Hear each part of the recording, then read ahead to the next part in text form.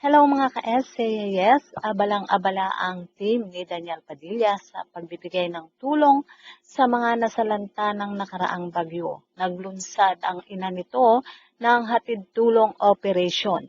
Bukod sa tulong nilang personal ay tumatanggap din sila ng mga donations, kagaya ng mga damit, diapers, ready-to-eat foods, kagaya ng mga biscuits, canned goods, kape, asukal, lahat ng mga basic commodities dahil sobrang nakakaawa ang ating mga kababayan na talagang nasalanta ng nagdaang bagyo.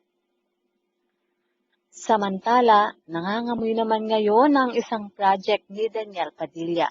Masaya ang star builder-producer na si Captain Luz sa pagbabahagi ng kanyang larawan kung saan kasama niya si Daniel. At makikita yung caption nito sa larawan na kanyang ipinost sa IG story, My Sun, Moon, and Stars. Makikita rin ang isang video clip kung saan itong si Daniel Padilla ay nasa isang recording studio at maririnig ang tugtog ng gitara.